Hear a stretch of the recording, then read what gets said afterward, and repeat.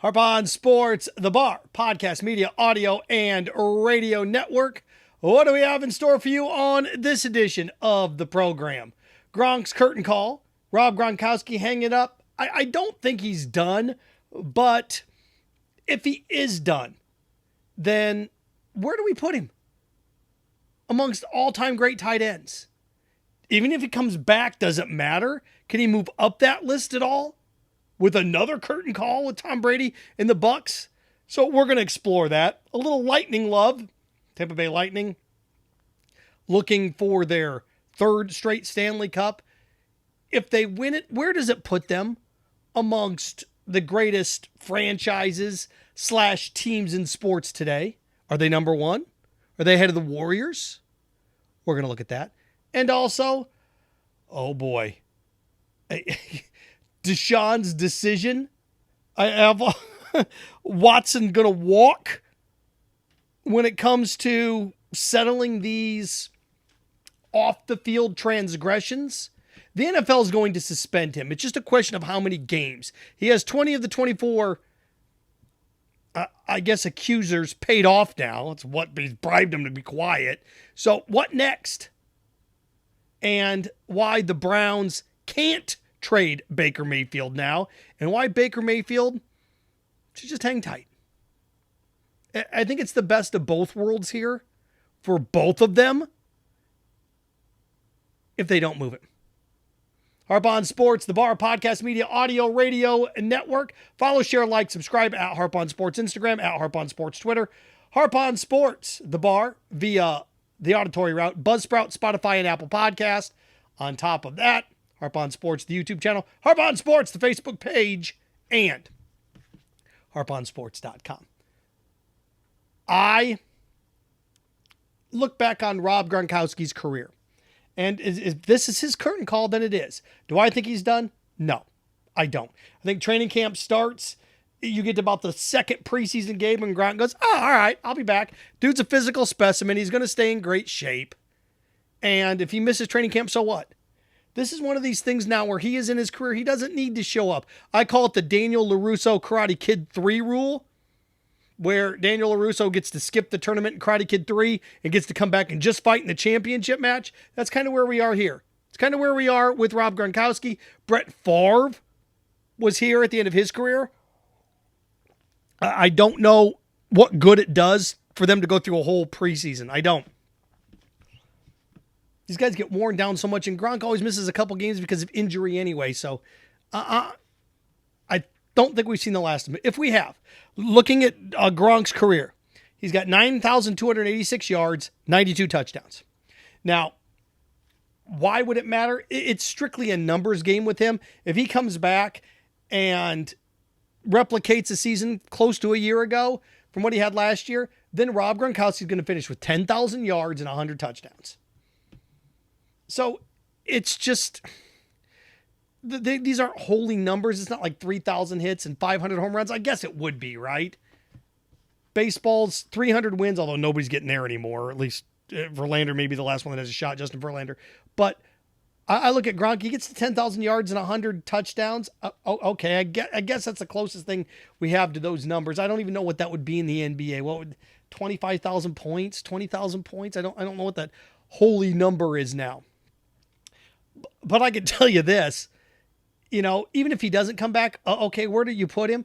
Well, to me, from what I've seen, Rob Gronkowski is just right behind Tony Gonzalez all time.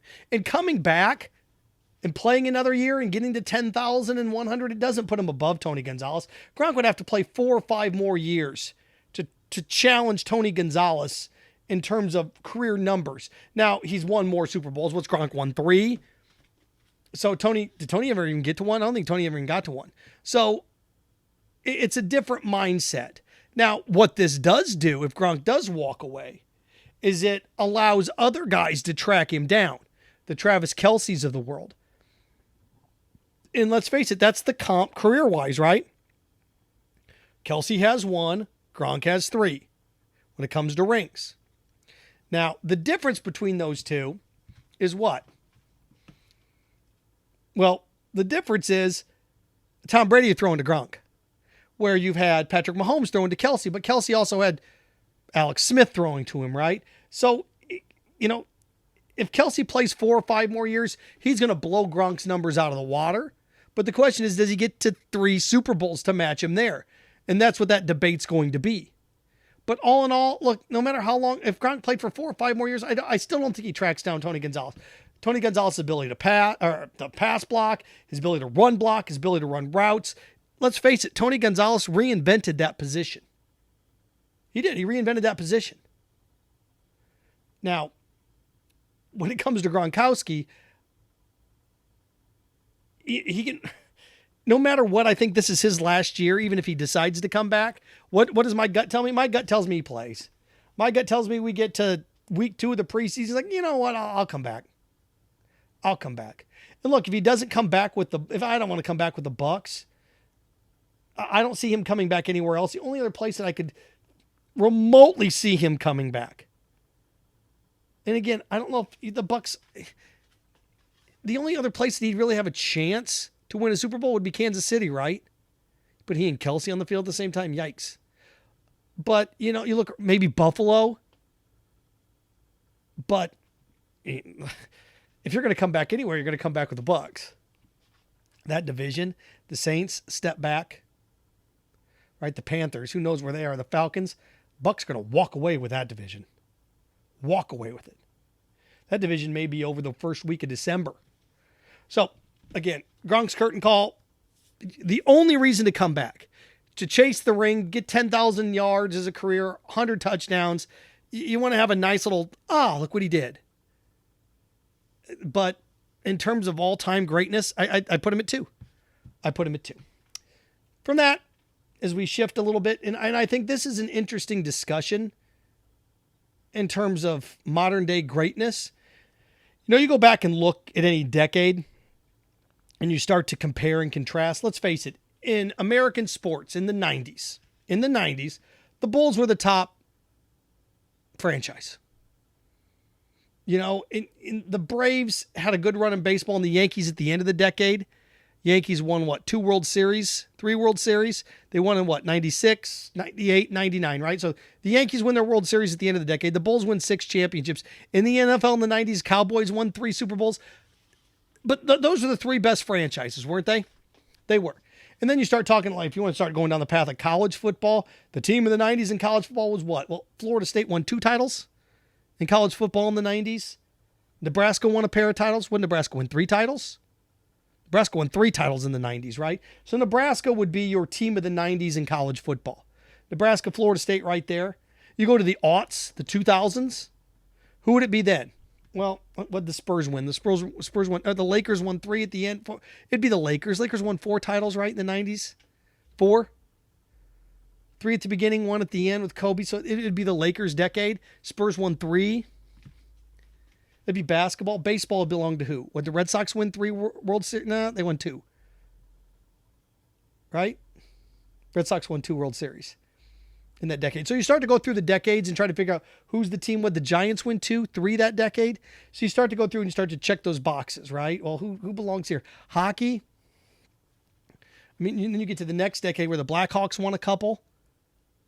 The 2000s were skewed. College football in the 2000s, who did it belong to? You'd say Southern Cal, but at the end of the day, they only had 2 titles to show for it, and 1 got taken away. So you go through and do this, and with the Lightning today, where the Lightning are today, to me, regardless if they win or lose, they're 2. In terms of the best franchises in sports today. If they win 3 in a row, it's like, wow, okay, they've won 3 in a row. If they lose, I don't think it... The debate that you would have would be what? It'd be Golden State or the Lightning. Now, the Lightning will have won 3 in a row. They'll have reinvented themselves multiple times, but the Warriors reinvented themselves too. Different sport, I get it. But to me, even if the Lightning do come back and win it, I'd still put Golden State 1. And if the Lightning if they get beat, then they're number 2. And look, you can talk me into either of those. You really can. You can talk me into either. If you say, Seth, the Lightning are number 1. They've won 3 in a row. No team has won the Stanley Cup 3 straight times since the Islanders. Okay, you got me. You can sell me on that. But I'd put the Warriors number 1. Why? because I look at how much tougher the Western Conference is. In the NBA title to win 4, wow. In terms of the best team/franchises in sports today. So I'd go Warriors 1, Lightning 2, 3. It's still Alabama in football. It's still Alabama in football. You know, we can sit here and talk, well, Georgia. Well, Georgia's won 1. They've knocked on the door. But to me, Bama is still that team. They still are. And I've got a list of people that are waiting. But on that podium right now, the Warriors have the gold medal around their neck. The Lightning have the silver. And Bama has the bronze. In terms of the 3 best franchises/teams in sports. Now I'm talking about popular sports. I'm talking about men's sports. You get into the minutiae here if you start bringing in extra sports like, well, what about track and field? What about basketball? What college basketball? I tried to find one. I think if you do this list 2 or 3 years ago, you have Villanova on that list. But Jay Wright's retiring. It's a different world. In basketball, I don't know who you'd put on here, at least collegiate basketball wise.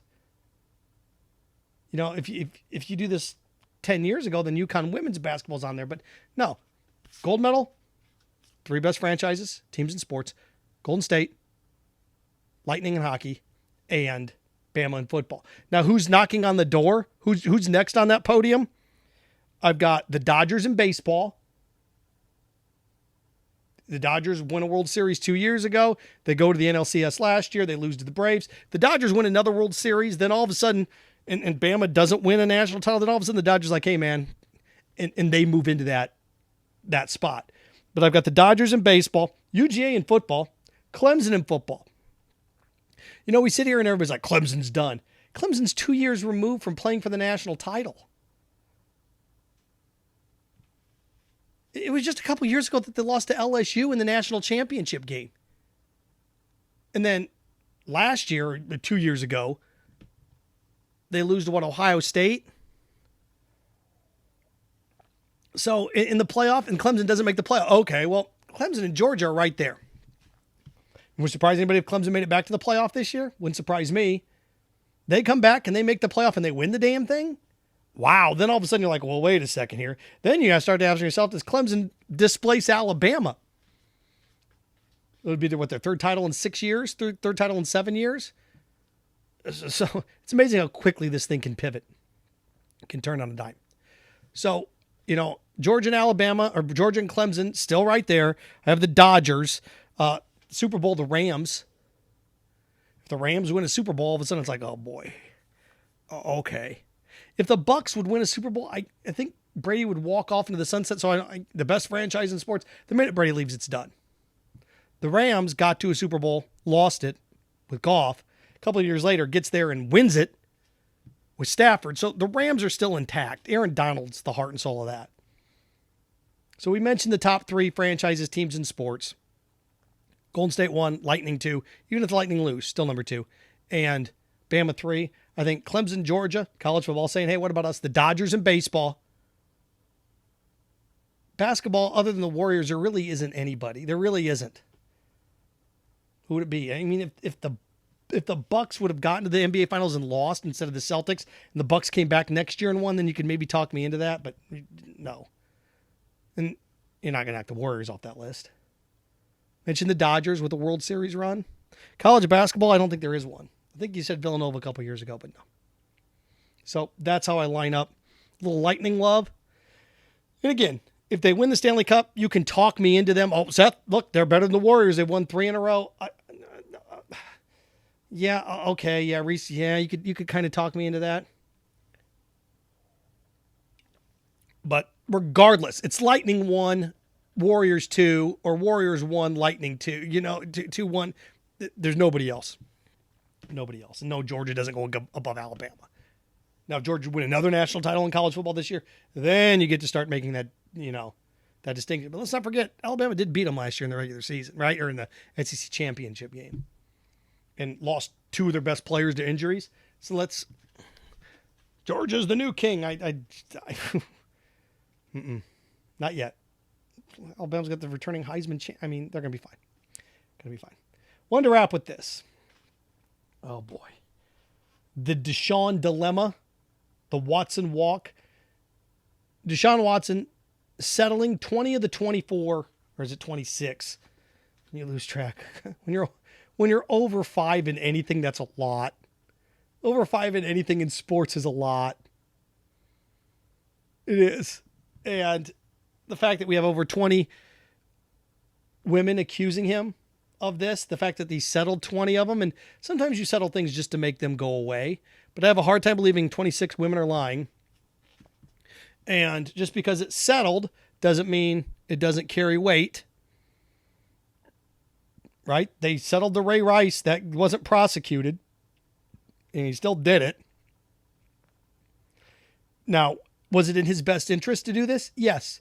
It's in his best interest to get this over with as quickly as possible. Not that people forget. But pay him, walk away. That's the advice. Look, he should have been doing this from the beginning, but he didn't. And now he's settling. But you're the Browns. What do you do? Because the NFL is going to suspend him. If you're the Browns, you can't trade Baker Mayfield. And if you're Baker Mayfield, as mad as you are, as furious as you are, it's still a decent team. And do you feel betrayed? Yeah. Are you angry? Yep. But what teams are they talking about trading you to, Baker? Seahawks? We're going to go out there and get bludgeoned? Where are they going to trade you? Carolina? Pfft. Pass. Matt Rule going to be in the final year there, maybe? Nope. No. Seattle rebuilding? Nope. As mad as Baker Mayfield is, he's doing everything right. He's staying away and he's being quiet. And think about this from the Browns' perspective. The NFL is going to suspend Deshaun Watson. They just are. They just are. And if I were Baker Mayfield, you go in and this is what you tell him. You're like, look, as long as he's not around, I'll be here because I'm a professional. And then you go out and can you imagine if Baker Mayfield goes like 4-1 or 5-1 without Deshaun Watson? Or better yet, let's say he's suspended for the year and you lead him to like the playoffs or deep into the playoffs. Could you imagine if Deshaun Watson's suspended for the year and Baker Mayfield wins him a Super Bowl? Oh my God. And the Texans have got to be the big winner in all, and it's ugly and you don't like to point to winners and losers, but the big winner in all this is the Texans. But the biggest winner in all of it could end up being Baker Mayfield. And again, if you're Baker Mayfield, this is one of these things that sucks because they broke up with you, but they still want you to go on a date with them to a wedding. Like, I don't want to be seen with you. You dumped me. Boy. And again, I'd get it. I'd get it. If there were a marquee team out there, and look, like, if the Dolphins were interested in Baker Mayfield. One piece away, like a year ago, 2 years ago, if the Rams were interested in you, I get it. But the teams that are interested in you are who? The Lions? Not really. Who's interested in you? The Panthers? Maybe. The Seahawks? Oh, okay. This is one of those things that's the best thing for Baker Mayfield to do is nothing right now. And when they find out what happens with Deshaun Watson, your Baker Mayfield just show up. And look, when the press asks you questions, you're like, hey, look, I'm the quarterback of this team today. I do not know what the future holds. I don't. They traded all this for him. I get it. Deshaun's not here right now. I'm the quarterback of this team. What do you want to know? You know, and if you answer this all truthfully out of the gate and you don't dodge it, you're fine. If you're Baker, yeah, it upset me when they traded for him. You bet it would. But he's not the quarterback today. I am. He is. I am. We'll see what the future holds, but I'm the quarterback today. And if you're the Browns and Baker Mayfield goes and balls out, then what do you have? Then you get to week 5 or 6, you got a decision on your hands if Deshaun comes back. I don't see any way Deshaun Watson is suspended less than 8 games. I don't see any way he's suspended less than 8 games. And if you're Baker Mayfield, you go out and you go 6-1, 6-2 in those games, and then they're going to bring him back. Then you kind of look at the Browns and go, hey, look, I've done everything you've asked of me. If you bring him back, you got to put me on the pup. You got to put me on the list that you have to deactivate me. Then if you're Baker Mayfield, you hold all the cards at that point. And think about when he gets to the offseason, because the Browns won't be able to re-sign him. Baker Mayfield can, any questions, and I don't know how many questions there are about him, and I get it. I mean, I'm telling you things that it would be tough for me to do in situations, but I've been burned by management a couple times. Say one thing, do another, couple things. Oh, yeah. Mislead? You bet I have over my career. I've never shared any of that with you, and I never will. You have to share everything with everybody. And here's a chance for Deshaun Watson, no matter what happens in this Deshaun Watson situation, a chance for Baker Mayfield to reinvent himself. And think about what next year looks like. If that's what happens, Baker Mayfield finds himself in one of two situations going into next year. If he comes in, takes the high road with this Watson thing, and gets through this season and has success with Cleveland, Deshaun Watson gets to pick. Does he go into Tampa and start right away? Does he go into the Dolphins and start right away? Where do I want to go and start immediately? He'd have his pick of where he wants to go. Where do I want to go? Pretty cool thing, huh? We'll see what he does. But the Browns, you got to try to mend that. And the best thing right now, Cleveland, don't you dare trade him. They're not going to. Cleveland doesn't trade him. And Baker Mayfield, all you got to do is stay in shape, sit back, chill out, see where this goes. Harp on Sports, The Bar, Podcast Media, Audio, Radio Network, Twitter, Instagram, at Harp on Sports, Podcast, Spotify, Buzzsprout, Apple Podcast, Harp on Sports Facebook page, Harp on Sports, the YouTube channel, and harponsports.com. Going to update. We got articles coming out weekly now on harponsports.com. If you haven't checked out the page yet, go ahead and swing by and check her out. There you go. And remember, stay clean, stay focused, stay strong. Frankenstein. Have fun with your friends.